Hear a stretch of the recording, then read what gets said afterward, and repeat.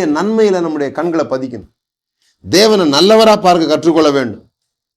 உங்களுடைய குறைவுகளையும் உங்களுடைய கஷ்டங்களையுமே பார்க்காதீங்க. தேவ ராஜ்யத்தை பாருங்க. அதை தேவனை ராஜாவா பாருங்க. அந்த ராஜாவுடைய தான் எல்லாமே. பொண்ணு, வெள்ளி, மிருகம், ஏரி, கடல், என்னென்ன இந்த பூமியில் இருக்குதோ. ஒரு நாட்டில் ஒரு ராஜா இருந்தாருன்னா அந்த ஏரி கடலெல்லாம் அந்த ராஜாவுக்கு தான் சொந்தம். ஒருவேளை இப்போ நம்ம இந்த டெமோக்ரஸி என்று சொல்லப்படுகிற ஜனநாயக நாட்டில் வாழ்றதுனால நமக்கு அது தெரியாமல் இருக்கலாம். ஆனால் ராஜாக்களுடைய காலங்களில் ஒரு ராஜா ஒரு நாட்டை அரசாளுகிறார் என்றால் அந்த நாட்டில் இருக்கிற எல்லா பூச்சி வண்டு கூட யாருக்கு சொந்தம்னா அந்த ராஜாவுக்கு தான் சொந்தம். அப்படியே அந்த பூமியில் உள்ள எல்லாம் ராஜாவுக்கு தான் சொந்தம். அவர் தம்முடைய பிள்ளைகளுக்கு அவைகளை பகிர்ந்து கொடுக்கிறார். அவருடைய கிருபைகளை நாம் தியானிக்கணும். அவருடைய கிருபைகளை தியானிக்கணும். அவரை பற்றி பெருசாக பாருங்க. நான் யோசித்து பார்க்குறேன், அந்த உலகத்தில் எவ்வளோ போட்டி, பொறாமை, எவ்வளோ சண்டைகள். ஆனால் நீங்கள் எங்கேயாவது 2 பறவை ஒன்னோட ஒன்று நேருக்கு நேர் மோதி செத்து போச்சுன்னு வாசித்திருக்கீங்களா? பறவை 2 மோதி படுகாயம் அப்படி என்னைக்காவது வாசித்திருக்கிறோமா? கிடையாது. உலகம் அவ்வளோ பெருசு. அவ்வளோ பெருசாக தேவன் உண்டாக்கி இருக்கிறார். 2 பறவைங்க நேருக்கு நேர் மோதிக்கிட்டதா சரித்திரமே இல்லை. அப்படிப்பட்ட அவ்வளோ பெரியவரா பாருங்க. அவருடைய கிருபைகளை தியானிங்க. ஆகாயத்து பட்சிகளுக்கு போஷிக்கிற தேவன் அவர். காட்டு புஷ்பங்களுக்கு உடுத்து வைக்கிற கர்த்தர் அவர். எந்த புஷ்பமாவது வளர போராடி இருக்குதா? எந்த புஷ்பமும் வளர போராடினதில்லை. அது தேவன் தருகிற காற்று, தேவன் தருகிற மழை, தேவன் தருகிற வெளிச்சம், இப்படி எல்லாமே தேவனிலிருந்து பெற்று அழகா வளருது. அது எந்த செடியோடு போட்டி போடுறதில்லை. எல்லாவற்றையும் அது தேவனிடத்திலிருந்து பெறுகிறது, நன்றாக வளர்கிறது. நாமும் கூட அப்படிதான் வாழணும். அப்படி வாழும்படியாக தான் நாம் உண்டாக்கப்பட்டிருக்கிறோம். தேவனிடத்திலிருந்து பெற்றுக்கொண்டவர்களாக, தேவனுடைய கரத்திலிருந்து ஆசீர்வாதங்களை பெற்றவர்களாக நாம் செழிக்க வேண்டும், நன்றாக வாழ வேண்டும். காட்டு புஷ்பங்களை விட நமக்கு நன்றாக உடுத்துகிற கர்த்தர், காட்டு பறவைகளை விட நமக்கு நன்றாக போஷிக்கிற கர்த்தர். நம்முடைய கண்களை எதன் மேல் வைக்கிறோம், எதை நோக்கி பார்க்கிறோம், எதன் மேல் நம்முடைய நம்பிக்கை இருக்குது, அதான் இங்க பிரச்சனை.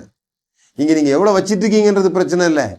இங்க எதன் மேல உங்க நம்பிக்கையை வச்சிட்டு இருக்கீங்கன்றதுதான் இங்க நமக்கு முன்பாக இருக்கிற கேள்வி. பாருங்க, நமக்கு முன்பாக இருக்கிற கேள்வியே இதுதான். நம்முடைய நம்பிக்கை யார் மேல இருக்கு? அநேகர் கர்த்தர் மேலன்னு சொல்லுவாங்க. ஆனா நம்பிக்கை யார் மேல தெரியுமா இருக்கு? எங்க நம்பிக்கை பணத்து மேலாம் இல்லைங்க, கர்த்தர் மேலதான் அப்படி சொல்லுவாங்க. ஆனா நம்பிக்கை யார் மேல தெரியுமா இருக்குது? அவங்க சம்பாத்தியத்தின் மேல இருக்குது. நம்பிக்கை எதன் மேல இருக்குது? அவங்களோட துணைவருடைய சம்பாத்தியத்தின் மேல இருக்குது. நம்பிக்கை எதன் மேல இருக்குது? முதிர்ச்சி அடைய போகிற காப்பீட்டு திட்டத்தின் மேல இருக்குது. எனக்கு வரப்போகுதுங்க, மெச்சூரிட்டி ஃபண்ட் வருது, அது வந்தால் தான் நீங்கும் அப்படின்றாங்க. அது வர்றதுக்கு முன்னால அந்த பேங்கே திவால் ஆயிடுது. உங்களோட நம்பிக்கை அது மேல வைக்காதீங்க. அதெல்லாம் இருக்கட்டும், மியூச்சுவல் ஃபண்ட் வச்சுக்கோங்க, எல்லாம் வச்சுக்கோங்க. ஆனா உங்க நம்பிக்கை அது மேல இருக்கக்கூடாது. நம்முடைய நம்பிக்கை கர்த்தர் மேல இருக்கணும். கர்த்தர் நம்மை செழிக்க பண்ணுகிறார் என்பதை நினைக்கணும். தேவனை கஞ்சத்தனம் கொண்டு வர போல பார்க்க கூடாது. மிக முக்கியமா நாம நல்லா இருந்தா அவர் வயிறு எரியுதுன்னு மாதிரி நினைக்க கூடாது. தேவன் செழிப்பின் விரோதி அல்ல. நாம நல்லா இருந்தா அவருடைய வயிறு எரியாது. ஐயோ இவனுக்கு 4 கார் இருக்குதே அப்படின்னு தேவன் ஒரு நாள் உங்களை பார்த்து வயிறு எரிய போறது இல்லை. நீங்க நல்லா இருந்தா அவர் சந்தோஷப்பட போறார். அந்த அறிவு நமக்குள்ள வரணும். வேதம் சொல்லுகிறது, உபாகமம் 8வது அதிகாரம் 18வது வசனத்துல, உன் தேவனாகிய கர்த்தரை நினைப்பாயாக, அவரே உன் பிதாக்களுக்கு ஆணையிட்டு கொடுத்த தம்முடைய உடன்படிக்கையை உறுதிப்படுத்தி இந்நாளில் உனக்கு உண்டாயிருக்கிறது போல ஐஸ்வர்யத்தை சம்பாதிக்கிறதற்கான பலனை உனக்கு கொடுக்கிறவர்.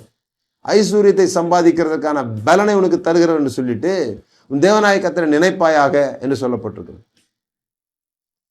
பாருங்க, தேவனாகிய கர்த்தரை நினைப்பாயாகனா, ஆமா உட்காரும் போது நான் அவரை தான் நினைக்கிறேன், எழும்பும் போது அவரை தான் நினைக்கிறேன் அப்படின்னு நினைக்கிறது இல்லை. எழும்ப முடியாம கைய கால ஏசப்பா அப்படின்னு ஊனிட்டு எழும்புறோமே, அது கிடையாது தேவனை நினைக்கிறதுன்றது. உன் தேவனாகிய கர்த்தரை என்னவென்று நீ நினைக்கிறாய், அதான் ரொம்ப முக்கியம். அவரை ரட்சிக்கிறோம் என்று நினைத்தால் ரட்சிப்படைகிறோம், சுகமளிக்கிறோம் என்று நினைத்தால் சுகமடைகிறோம். அவர் நம்மை செழிக்க பண்ணுகிறோம் என்று நினைக்கும் பொழுதுதான் நாம் செழிப்படைய முடியும். கர்த்தரை நம்புகிறவன் செழிப்பான் ஒரு வசனம் இருக்கு. பல இடங்களில் நான் அதை பார்க்கிறேன். கர்த்தரை நம்புகிறவன் செழிப்பான் அப்படின்னு எழுதி போட்டிருக்காங்க. கர்த்தரை என்ன நம்புகிறவன் செழிப்பான், அதான் கேள்வி. கர்த்தரை நம்புகிறவன் செழிப்பான், கர்த்தரை நம்புகிறவன் செழிப்பான். கர்த்தர் ஒருத்தர் இருக்கிறார், நம்புறவன் செழிப்பாங்களா? கர்த்தர் செழிக்க பண்ணுகிறார் என்று நம்புகிறவர்கள் செழிப்பார்கள். கர்த்தர் நம்மை செழிக்க பண்ணுவார் என்று நம்புகிறவர்கள் தான் செழிப்பார்கள். நீங்கள் எப்படிப்பட்ட தேவன் மேல் உங்கள் நம்பிக்கை வைத்திருக்கிறீர்கள்? செழிக்க பண்ணுகிறவர் மேலா? இந்த நாளிலே அந்த நம்பிக்கையை நீங்கள் வைத்துக் கொள்ளும்படியாய் உங்களை கேட்பேன்.